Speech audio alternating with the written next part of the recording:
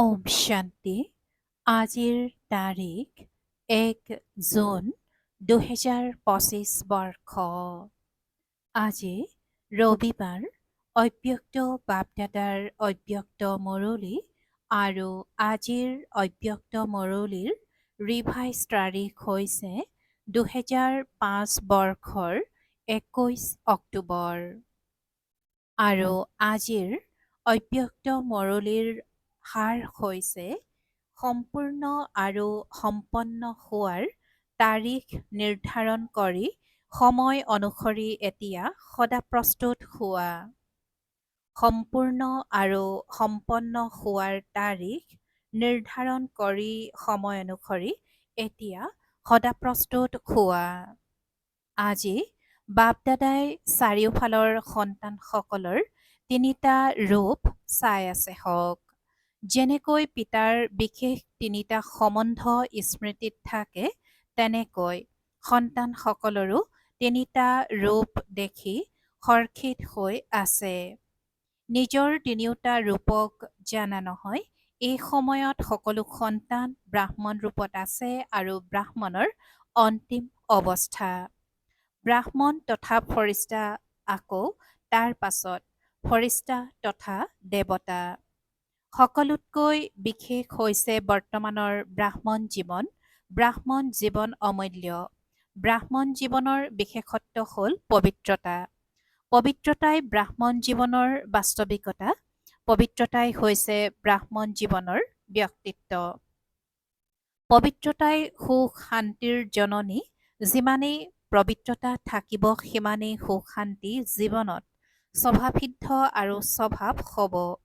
আৰু পবিত্ৰ আত্মাসকলৰ লক্ষ্য ব্ৰাহ্মণ তথা দেৱতা নহয়, কিন্তু প্ৰথমে ফৰিস্তা হোৱা, ফৰিস্তা তথা দেৱতা। গতিকে ব্ৰাহ্মণ তথা ফৰিস্তা, ফৰিস্তা তথা দেৱতা। সকলো সন্তানৰ এই তিনিওটা ৰূপ বাপদাদাই চাই আছে। তোমালোক সকলোৰে আগত নিজৰ এই তিনিওটা ৰূপ আহি গ'লনে? আহি গ'লনে? ব্ৰাহ্মণটো হৈ গ'লা।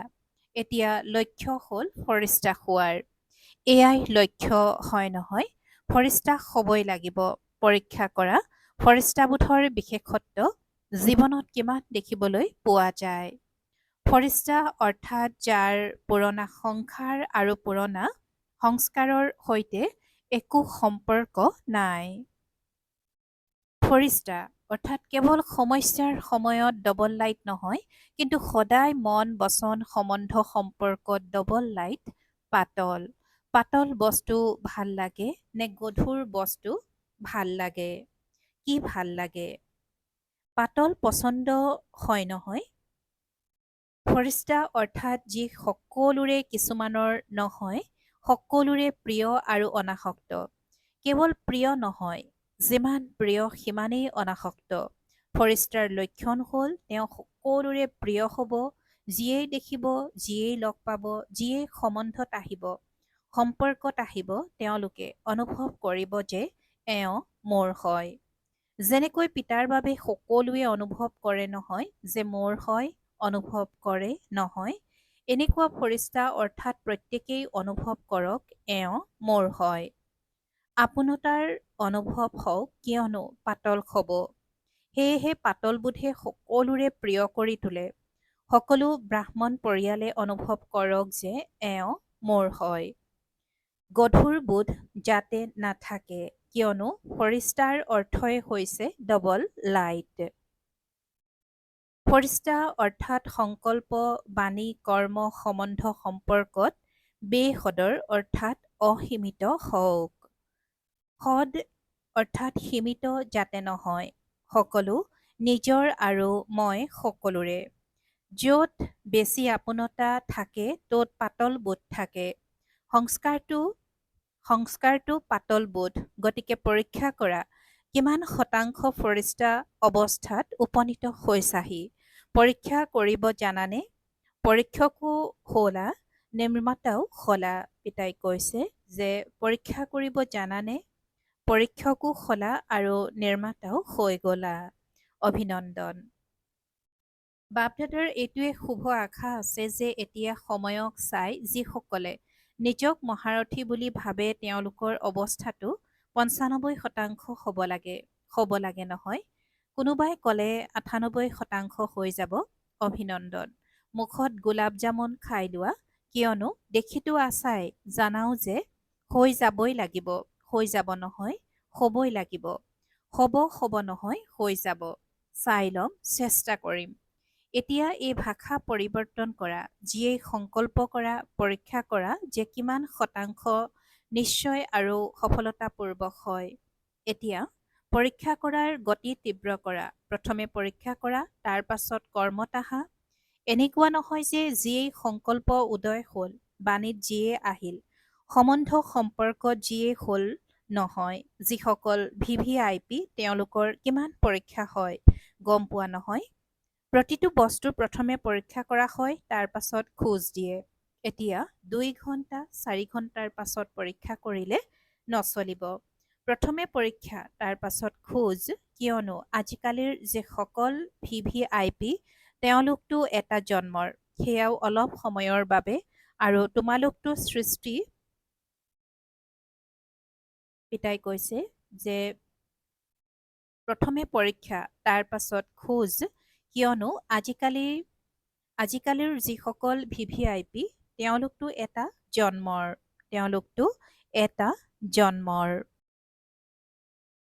সেয়াও অলপ সময়ৰ বাবে, আৰু তোমালোকতো সৃষ্টি ড্ৰামাৰ ব্ৰাহ্মণ তথা ফৰিস্তা। যিমানেই টিভি লগাই দিয়া সিমানেই চোৱা, তোমালোকে নিজৰ আগত VVIP অৰ্থাৎ ভি লগাই লোৱা।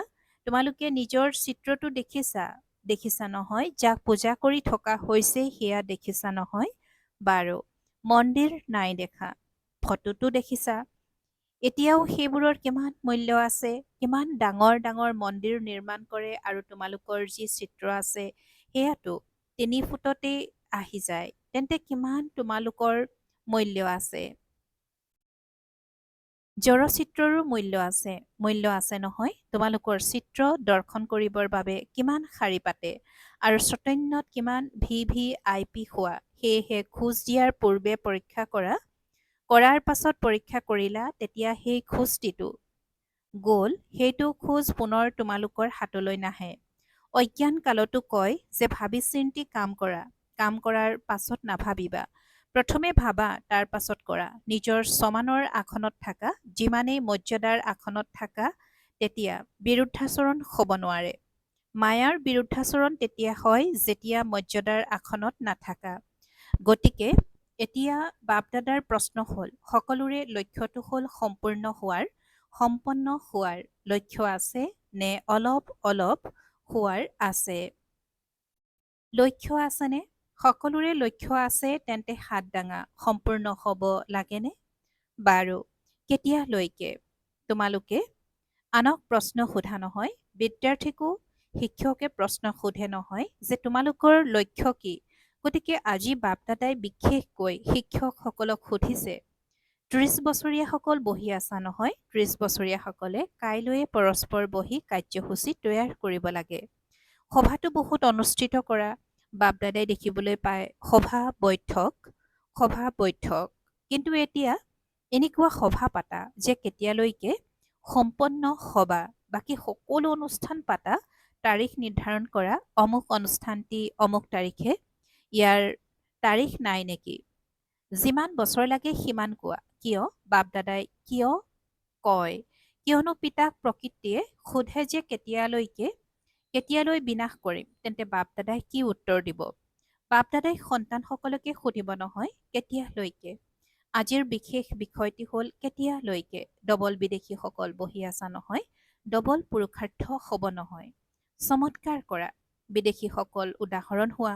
বছ, ব্ৰাহ্মণ পৰিয়ালৰ আগত, বিশ্বৰ আগত সম্পন্ন আৰু সম্পূৰ্ণ, সৰ্বশক্তি আৰু সৰ্বগুণেৰে সম্পন্ন অৰ্থাৎ সম্পূৰ্ণ। সকলোতে হওক, মন, বাণী, সম্বন্ধ, সম্পৰ্ক চাৰিওটাৰ ভিতৰত যদি এটাটো দুৰ্বল হৈ থাকা, তেন্তে সম্পন্ন বুলি কোৱা নহ'ব। 4টা কথা স্মৃতিত আছে নহয়? মন, বচন, সম্বন্ধ, সম্পৰ্কত কৰ্ম আহি গ'ল। চাৰিওটা কথাতেই এনেকুৱা নহয় যে মন বাণীততো মই ঠিকেই, সম্বন্ধ সম্পৰ্কত অলপ আছে, শুনালো নহয়। যাৰ সন্মুখতে আহা, যাৰেই সম্পৰ্কত আহা, তেওঁ অনুভৱ কৰক যে এওঁ মোৰ হয়। যি মোৰ হয় তেওঁৰ ওপৰত অধিকাৰ থাকে নহয়। আনৰ প্ৰতি ইমান পাতলবোধ নাথাকে, অলপ গধুৰ হয়, কিন্তু যি নিজৰ তেওঁৰ প্ৰতি পাতলবোধ থাকে। গতিকে সকলোৰে প্ৰতি পাতল, এনেকুৱা নহয় যে কেৱল নিজৰ মণ্ডলত পাতল, নিজৰ সেৱা কেন্দ্ৰত পাতল নহয়। যদি মণ্ডলত পাতল, যদি মণ্ডলত পাতল আৰু সেৱা কেন্দ্ৰত পাতল, তেন্তে বিশ্বৰ ৰজা কেনেকৈ হ'বা? বিশ্ব কল্যাণকাৰীও হ'ব নোৱাৰিবা, বিশ্বৰ ৰজাও হ'ব নোৱাৰিবা। পিতাই আজি কৈছে যে গতিকে সকলোৰে প্ৰতি পাতল, এনেকুৱা নহয় যে কেৱল নিজৰ মণ্ডলত পাতল, নিজৰ সেৱা কেন্দ্ৰত পাতল নহয়, নিজৰ সেৱা কেন্দ্ৰত পাতল নহয়। যদি মণ্ডলত পাতল আৰু সেৱা কেন্দ্ৰত পাতল, তেন্তে বিশ্বৰ ৰজা কেনেকৈ হ'বা? বিশ্ব কল্যাণকাৰীও হ'ব নোৱাৰিবা, বিশ্বৰ ৰজাও হ'ব নোৱাৰিবা। ৰজাৰ অৰ্থ এয়া নহয় যে সিংহাসনত বহিবা, ৰাজধানীত ৰাজকীয় পৰিয়ালতো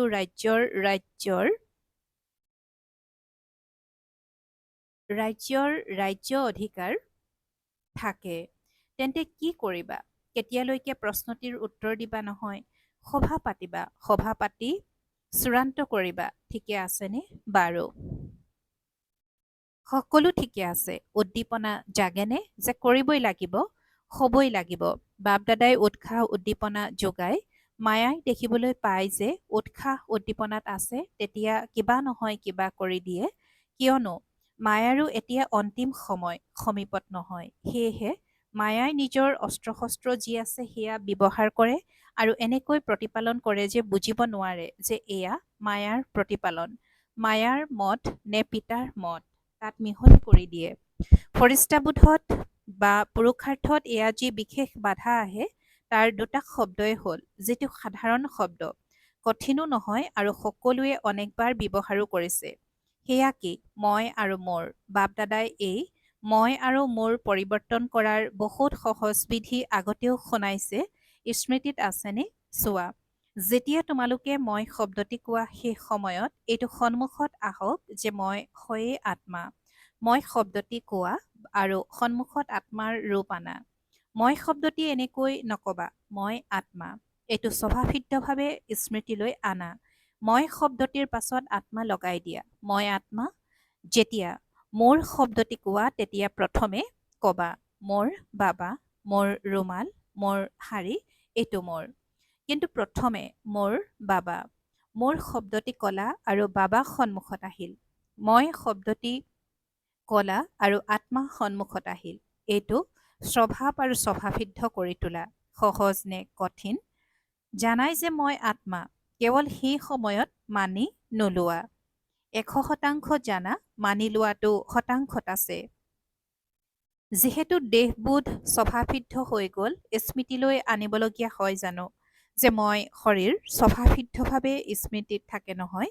মই শব্দটি মুখতকৈ আগেয়ে সংকল্পত আহে নহয়। গতিকে সংকল্পটো মই শব্দটি আহিলে ততালিকে আত্মাস্বৰূপ সন্মুখত আহক। এইটো অভ্যাস কৰা সহজ নহয় জানো? কেৱল মই শব্দটি নকবা, লগতে আত্মা শব্দটি কবা, দৃঢ় হৈ যাব। যেনেকৈ শৰীৰৰ নাম দৃঢ় হয় নহয়, আনকো যদি কোনোবাই মাতে তেতিয়া তোমালোকে এনেকৈ কৰিবা। মই আত্মা, আমাৰ সংসাৰ বাপ দাদা, আত্মাৰ সংস্কাৰ ব্ৰাহ্মণ তথা ফৰিস্তা তথা দেৱতা। তেন্তে কি কৰিবা? এইটো মনৰ ব্যায়াম কৰিবা। আজিকালি চিকিৎসকেও কয় ব্যায়াম কৰা, ব্যায়াম কৰা। গতিকে এইটো ব্যায়াম কৰা, মই আত্মা, মোৰ বাবা। কিয়নো সময়ৰ গতি ড্ৰামানুসৰি ধীৰ কৰিবলগীয়া হয়। ৰচয়িতা তীব্ৰ হ'ব লাগে, ৰচয়িতা তীব্ৰ হ'ব লাগে, ৰচনা নহয়। কিন্তু এতিয়া সময় তীব্ৰবেগে গৈ আছে। প্ৰকৃতি সদা প্ৰস্তুত, কেৱল আদেশৰ বাবে ৰৈ আছে। ড্ৰামাৰ সময়েহে আদেশ দিব নহয়। স্থাপনা কৰোতাসকল যদি সদা প্ৰস্তুত নহয়, তেন্তে বিনাশৰ পাছত প্ৰলয় হ'ব জানো? হ'বনে প্ৰলয়, নে বিনাশৰ পাছত স্থাপনা হ'ব? গতিকে স্থাপনাৰ নিমিত্ত হোৱাসকল এতিয়া সময় অনুসৰি সদা প্ৰস্তুত হ'ব লাগে। বাপ দাদাই এইটোৱে চাব খোজে, যেনেকৈ পিতা ব্ৰহ্মা অৰ্জুন হ'ল নহয়, উদাহৰণ হ'ল নহয়, তেনেকৈ পিতা ব্ৰহ্মাক অনুসৰণ কৰা সকল কোন হয়? নিজকো চোৱা আৰু সময়কো চোৱা। বাপদাদাই আগতেও কৈছে যে বৰ্তমান সময়ত তোমালোক সকলো ব্ৰাহ্মণ তথা ফৰিষ্টা আত্মাসকলে নিমিত্ত ভাৱ আৰু নম্ৰ ভাৱ এই দুটি শব্দৰ প্ৰতি বিশেষ মনোযোগ দিব লাগে। ইয়াৰ দ্বাৰা দেহবোধৰ মইবোধ সমাপ্ত হৈ যাব, মোৰবোধো সমাপ্ত হৈ যাব। নিমিত্ত হওঁ আৰু নম্ৰ স্বভাৱ। যিমান নম্ৰ হোৱা সিমানেই মান পোৱা যায়, কিয়নো যি নম্ৰ হয় তেওঁ সকলোৰে প্ৰিয় হৈ যায়, আৰু যি প্ৰিয় হৈ যায় তেওঁ মানটো স্ৰোতঃ পাব। গতিকে নিমিত্ত আৰু নম্ৰ ভাৱ আৰু ভাৱনা সকলোৰে প্ৰতি শুভ ভাৱনা। ভাৱ আৰু ভাৱনা দুটা কথা থাকে।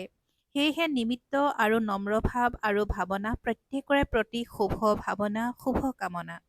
যেনেকুৱাই নহওক তোমালোকৰ নিমিত্ত নম্ৰ ভাৱ আৰু শুভ ভাৱনাই এনেকুৱা বায়ুমণ্ডল সৃষ্টি কৰিব যে সন্মুখত থকাজনো প্ৰকম্পনেৰে পৰিৱৰ্তন হৈ যাব।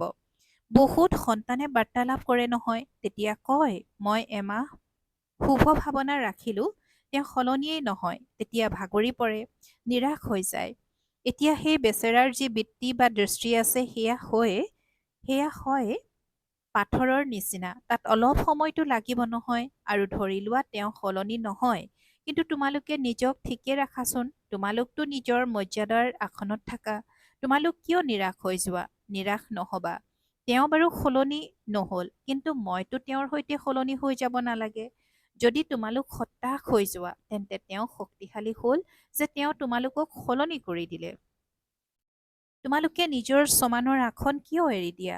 ব্যৰ্থ সংকল্পও কৰিব নালাগে। কিয়? কিয় বুলি কলা আৰু ব্যৰ্থ সংকল্পৰ দুৱাৰ মুকলি হ'ল। সেই দুৱাৰ কাৎচিতহে বন্ধ হয়। সেয়েহে নাভাবিবা যে কিয় দয়াশীল হৈ প্ৰকম্পন দি থাকা। তোমালোকে নিজৰ আসন এৰি কিয় নিৰাশ হৈ যোৱা? স্মৃতিত ৰাখিলা নহয়, মৰ্যাদাৰ আসনৰ পৰা তলত নাহিবা, নহ'লে বহুত বিৰোধ হৈ যায়। ব্যক্তিৰ মাজত প্ৰতিবন্ধকতা আহি যায়, স্বভাৱ সংস্কাৰত প্ৰতিবন্ধকতা আহি যায়, বিচাৰধাৰাত প্ৰতিবন্ধকতা আহি যায়। সেইকাৰণে মৰ্যাদাৰ আসনত থাকা। তেন্তে কাইলৈ কি কৰিবা? স্মৃতিত আছেনে? বাপদাদাৰ স্নেহ আছে নহয়, সেয়েহে বাপদাদাই ভাবে যে সকলো পিতা ব্ৰহ্মাৰ সমান হৈ যাওক। পিতাৰ আগত জানো প্ৰতিবন্ধকতা অহা নাছিল? পিতা ব্ৰহ্মাৰ আগত জানো বিৰুদ্ধাচৰণ নহ'ল? মায়াৰো হ'ল, আত্মাসকলৰো হ'ল, প্ৰকৃতিৰো হ'ল, কিন্তু পিতা ব্ৰহ্মাই মৰ্যাদাৰ আসন এৰিলে জানো? নেৰিলে নহয়, সেইবাবেতো ফৰিষ্টা হ'ল নহয়। গতিকে এতিয়া নিজকতো ফৰিষ্টা বুলি ভাবি চলা, মই ফৰিষ্টা, কিন্তু ইজনে সিজনকো ফৰিষ্টা ৰূপত চোৱা। সকলো ফৰিষ্টা। মোৰ পুৰণা সংসাৰৰ লগতো সম্পৰ্ক নাই, পুৰণা সংস্কাৰৰ লগতো সম্পৰ্ক নাই, আৰু কোনো ব্ৰাহ্মণৰ লগতো নাই। বছ সমাপ্ত। এওঁ ফৰিষ্টা, সেইটো দৃষ্টিৰে চোৱা, বায়ুমণ্ডল বিয়পোৱা। বাৰু এতিয়া 1 মিনিট এনেকুৱা শক্তিশালী সৰ্বশক্তিৰে সম্পন্ন হৈ বিশ্বৰ আত্মাসকলক কিৰণ দিয়া, যাতে চাৰিওফালে তোমালোকৰ শক্তিৰ প্ৰকম্পন বিশ্বত বিয়পি পৰে। সম্পূৰ্ণ নিস্তব্ধতা। বাৰু চাৰিওফালৰ ব্ৰাহ্মণ তথা ফৰিষ্টা সন্তানসকলক সদায় স্বদৰ্শনৰ দ্বাৰা নিজক পৰীক্ষা আৰু পৰিৱৰ্তন কৰোঁতা, পিতা ব্ৰহ্মাক অনুসৰণ কৰোঁতা আজ্ঞাকাৰী সন্তানসকলক সদায় ডবল লাইট হৈ সেৱা আৰু পুৰুষাৰ্থ কৰোঁতা ফৰিষ্টা আত্মাসকলক সদায় নিজৰ মৰ্যাদাৰ আসনত থাকি প্ৰতিবন্ধকতা সমাপ্ত কৰোঁতা মাষ্টাৰ সৰ্বশক্তিমান সন্তানসকলক সংগম যুগৰ প্ৰত্যক্ষ ফল অনুভৱ কৰোঁতা পিতাৰ সমীপৰ সন্তানসকলক বাপদাদাৰ স্নেহপূৰ্ণ স্মৰণ আৰু নমস্কাৰ। আৰু আত্মিক সন্তানসকলৰো আত্মিক মাত পিতা আৰু বাপদাদাৰ প্ৰতি স্নেহপূৰ্ণ স্মৰণ আৰু সুপ্ৰভাত আৰু নমস্কাৰ। আৰু আজিৰ বৰদান। প্ৰত্যক্ষতাৰ সময় সমীপত আনোতা সদায় শুভচিন্তক আৰু স্বচিন্তক হোৱা। প্ৰত্যক্ষতাৰ সময় সমীপত আনোতা সদায় শুভচিন্তক আৰু স্বচিন্তক হোৱা। আৰু আজিৰ বৰদানৰ ব্যাখ্যা। সেৱাত সফলতাৰ আধাৰ হৈছে শুভচিন্তক বৃত্তি, কিয়নো তোমালোকৰ এইটো বৃত্তিয়ে আত্মাসকলৰ গ্ৰহণ কৰা শক্তি বা জিজ্ঞাসা বঢ়ায়। ইয়াৰ দ্বাৰা বাণীৰ সেৱা সহজে সফল হৈ যায় আৰু নিজৰ প্ৰতি স্বচিন্তন কৰোঁতা স্বচিন্তক আত্মাক সদায় মায়া প্ৰতিৰোধী কৰোৱাৰ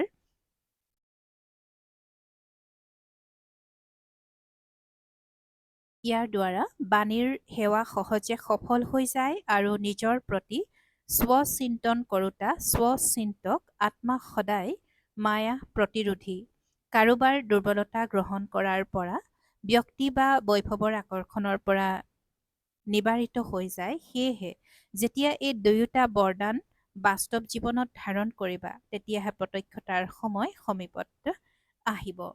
পিতাই আজি বৰদানৰ ব্যাখ্যাত কৈছে যে সেৱাত সফলতাৰ আধাৰ হৈছে শুভচিন্তক বৃত্তি, কিয়নো তোমালোকৰ এইটো বৃত্তিয়ে আত্মাসকলৰ গ্ৰহণ কৰা শক্তি বা জিজ্ঞাসা বঢ়ায়। ইয়াৰ দ্বাৰা বাণীৰ সেৱা সহজে সফল হৈ যায় আৰু নিজৰ প্ৰতি স্বচিন্তন কৰোঁতা স্বচিন্তক আত্মা সদায় মায়া প্ৰতিৰোধী কাৰোবাৰ দুৰ্বলতা গ্ৰহণ কৰাৰ পৰা ব্যক্তি বা বৈভৱৰ আকৰ্ষণৰ পৰা নিবাৰিত হৈ যায়। সেয়েহে যেতিয়া এই দুয়োটা বৰদান বাস্তৱ জীৱনত ধাৰণ কৰিবা তেতিয়া প্ৰত্যক্ষতাৰ সময় সমীপত আহিব। আৰু আজিৰ শ্লোগান, নিজৰ সংকল্পসমূহকো অৰ্পণ কৰি দিয়া, তেতিয়া সকলো দুৰ্বলতা স্বতঃ দূৰ হৈ যাব। নিজৰ সংকল্পসমূহকো অৰ্পণ কৰি দিয়া, তেতিয়া সকলো দুৰ্বলতা স্বতঃ দূৰ হৈ যাব। ওম শান্তি। আৰু আজিৰ অব্যক্ত সংকেত, আত্মিক স্থিতিত থকাৰ অভ্যাস কৰা, অন্তৰ্মুখী হোৱা। আত্মিক স্থিতিত থকাৰ অভ্যাস কৰা আৰু অন্তৰ্মুখী হোৱা। পৰমাত্মা স্নেহৰ অনুভৱ কৰিবলৈ অন্তৰ্মুখী হৈ এই দেহৰ পৰা ভিন্নদেহী আত্মিক ৰূপত স্থিৰ হৈ থকাৰ অভ্যাস বঢ়োৱা। সদায় অন্তৰ্মুখিতাৰ গুহাত থকা তেতিয়া সদায় অন্তৰ্মুখিতাৰ গুহাত থাকা তেতিয়া পুৰণি জগতৰ বাতাবৰণৰ পৰা ঊৰ্ধত গুচি যাবা। বাতাবৰণৰ প্ৰভাৱত নাহা। ওম শান্তি।